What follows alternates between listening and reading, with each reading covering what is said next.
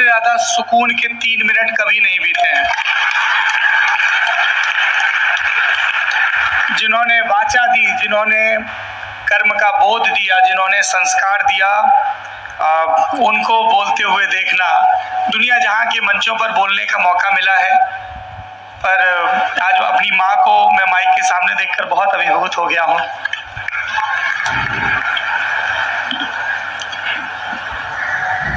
देखो, थोड़ी देर तो हम अपनी जबान में बात कर, लेकिन बाकी बात हिंदी में शिफ्ट हो जाए। काहे से जो मंच पे बैठे लोग हैं उन्हों की बात समझ में आनी चाहिए। नहीं आदमी क्या है कि मायके में बुला के अपने अपन से खुसर फुसर कर ली, पता नहीं परी का मिसकॉट हो गई।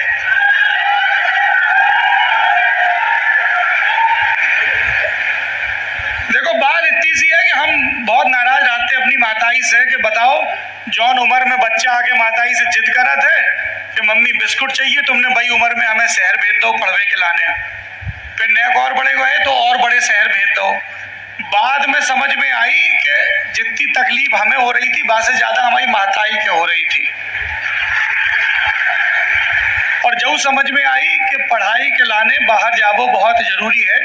हमारी माता जी ने संस्कृत में एमए करो है, वे छोटे में एक श्लोक सुनाती थी, तो हम संस्कृत में आपको श्लोक भी बता देंगे और उसका हिंदी में अर्थ भी बता देंगे। काक चेष्टा वको ध्यानम श्वान निद्रा तथैव च अल्पाहारी गृह त्यागी विद्यार्थी पंच लक्षणम। पढ़न लिखन वाले में 5 लक्षण होने चाहिए। सबसे आखिरी की हमारी माताई ने सबसे पहले करवा दो, गृह त्यागी। घर से दूर जाओ, हॉस्टल में रहो, बुआ के पास रहो, ताऊ के पास रहो, पढ़ाई लिखाई करो, ऐसे कछु नहीं रखो अगर पढ़ नहीं पा रहे तो। फिर और बड़े भाई दुनिया जहां में पढ़ाई करी और पढ़ के जब समझ में आई कि किताबें नहीं पूछती हैं किनके लला हो, लड़का हो कि मौड़ी हो, रंग कैसो है, पिताजी के खलीता में पैसा कितो है, खसरा खतौनी में जमीन कितनी है, कछु नहीं पूछती किताबें। वे सिर्फ जा पूछती है कि तुम कितने मन से पढ़ाई कर रहे। जिंदगी में जो कछु मिलो है किताबन की वजह से मिलो, संबंध बने, किताबन से जौन चीजें सीखी बाय अपनी जिंदगी में लगाओ, तभी जे दुनिया जहां की इतनी बड़ी बड़ी हस्ती हमारे और आपके गांव में आई हैं, क्षेत्र में आई हैं। फिर हमें लगी कि ये सबरी बातें मंचन पे तो बहुत होती हैं, फिर जमीन पे का होए। कुछ दिन पहले हम अमेरिका गए थे, बहुत बढ़िया, बहुत बड़ो देश है। सब जनन के लगा कि अमेरिका कछु कर सकत है, कछु कछु सही बात है। फिर हमें लगी कि जो अमेरिका इतना ताकतवर कैसे है। वो तो एक शहर है न्यूयॉर्क करके, उतने गए, सब जनन ने कही कि पूरी दुनिया के सबसे बड़े अड़हतिया, सबसे बड़े कारोबारी यहीं बैठे थे। सो हमें लगी कि जय के मारे अमेरिका इतना मजबूत हो। फिर उतने हम एक दूसरी बिल्डिंग में गए, उतने एक अड़हतिया नहीं है तो तमाम अड़हतियन के नाम बोर्ड पे लिखे थे।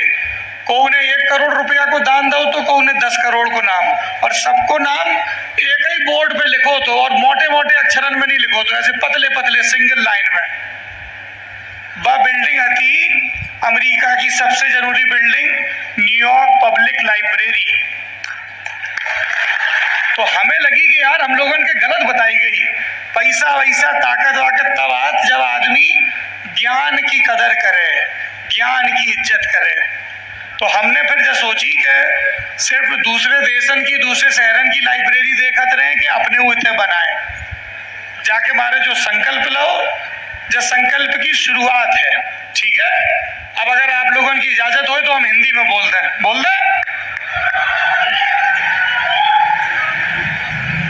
देवियों और सज्जनों, माता प्रसाद पुस्तकालय के शुभारंभ समारोह में आप सबका बहुत बहुत स्वागत है।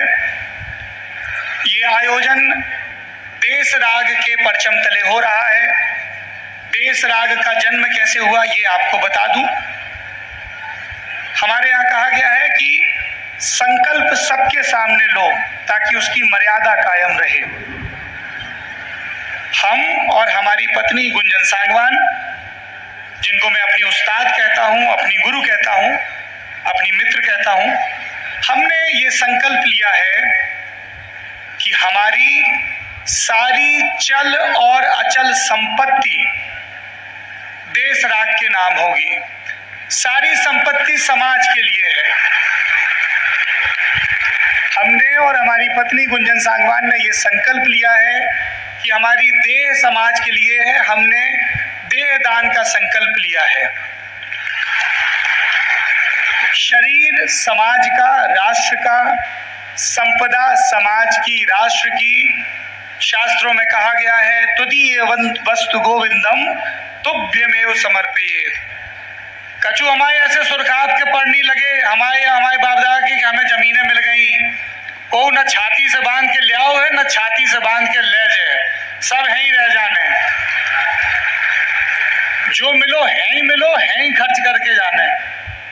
इस भावना के साथ देश राग ने ये संकल्प लिया है कि हम बुंदेलखंड में कम से कम 100 पुस्तकालयों का निर्माण करेंगे। ये पुस्तकालय गांव का, पंचायत का शक्ति केंद्र होंगे। छोटे जब हम थे तो हमें एक संस्कृत का शब्द सिखाया गया, अभयारण्य। हमें कहा गया अभयारण्य वो जगह है जहां पे भय नहीं होना चाहिए, निडर होना चाहिए। पुस्तकालय वो अभयारण्य होते हैं। और बाद के दिनों में समझ में आया कि गांव में, शहरों में पुरुषों के लिए तो बहुत जगह हैं, महिलाओं के लाने, मोड़ियन के लाने, बिटियन के लाने बहुत कम जगह है। इसलिए ये सारे पुस्तकालयों पर पहला अधिकार बुंदेलखंड की बेटियों और बहुओं का होगा।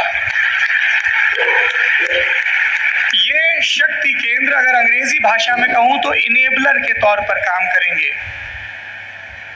लड़कियों की एचपीवी वैक्सीन हो, सर्वाइकल कैंसर हो, उनको मेंस्ट्रुएशन साइकिल के बारे में समझाया जाना हो, गायनेकोलॉजिस्ट को बुला कर उनकी ट्रेनिंग हो, महिलाओं के सेल्फ हेल्प ग्रुप बने, उनकी मास्टर ट्रेनिंग हो, और दुनिया जहां में जो सक्षम लोग हैं उनके और इन जरूरतमंदों के बीच हम सेतु का काम कर सकें।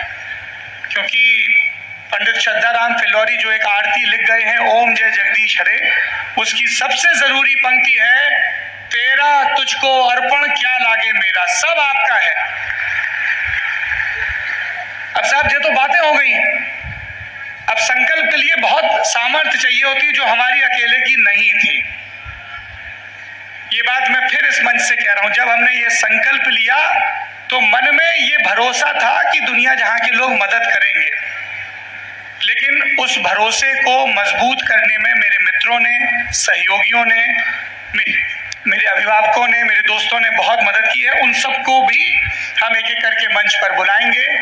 मैं बहुत यकीन के साथ ये बात कह रहा हूं कि अगर हम समाज के लिए अपने स्वार्थ को किनारे रखकर कुछ करने चलते हैं तो पूरी दुनिया, पूरी प्रकृति मदद करती है। मुझे मदद मिली है, मैं अपने तजुर्बे से कह रहा हूं।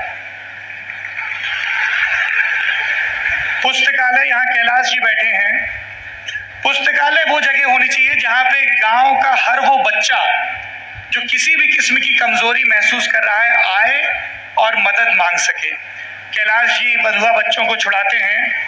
इन्होंने एक बच्ची को छुड़ाया, वो बच्ची थोड़ी देर में इतनी निर्भय हो गई कि उसने इनके पैर पे से हाथ मारते हुए स्थानीय भाषा में कहा, क्यों रे, तू पहले क्यों नहीं आया।